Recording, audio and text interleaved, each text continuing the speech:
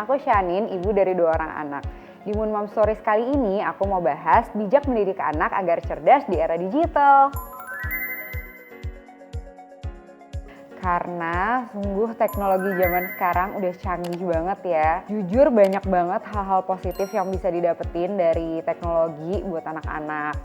Kayak nonton YouTube bisa satset-satset bahasa Inggrisnya cascus-cascus, atau lagi nonton tiba-tiba udah jadi jago gambar. Pokoknya banyak banget sih hal-hal positif yang bisa didapat dari teknologi. Tapi nggak cuma hal positif, pasti ada negatifnya juga. Ada loh penelitian, katanya kalau terlalu banyak screen time anak bisa jadi ADHD. Nah makanya kita sebagai orang tua benar-benar harus bijak gimana nerapin screen time ke anak-anak. Kalau di rumah aku selalu batasin per hari maksimal banget 1 jam gitu. Tapi itu juga dengan syarat semua tanggung jawab mereka udah selesai. Kayak sholat udah beres, PR udah beres, segalanya sekolah udah beres gitu.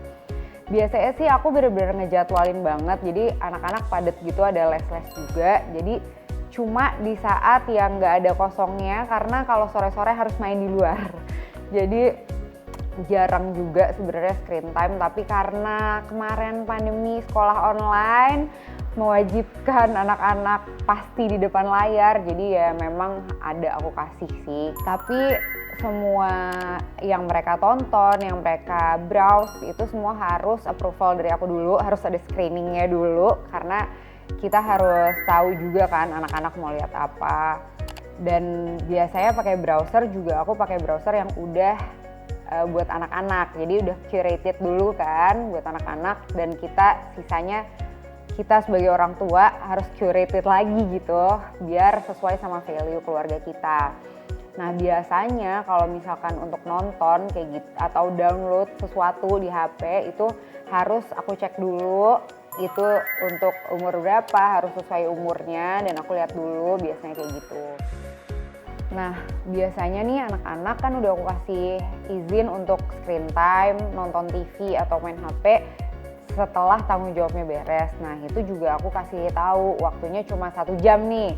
Jadi dari situ mereka juga belajar jujur dan belajar bertanggung jawab. Ketika udah 1 jam mereka langsung matiin sendiri. Udah 1 jam, kata Bibu kan cuma boleh 1 jam. Udah mereka langsung selesaiin dan ke kegiatan berikutnya yang main atau apalah gitu-gitu.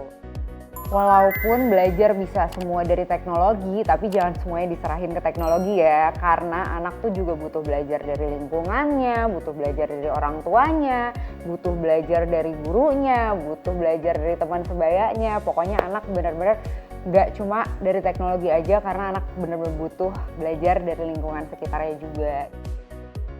Jadi tugas kita sebagai orang tua selain mendampingi, kita juga harus ngecek dan kita aturin semuanya biar semuanya seimbang, jadi anak-anak bisa cerdas, tumbuh maksimal. Nah, Moon Mom punya cerita yang relate nggak? Share dong di kolom komen.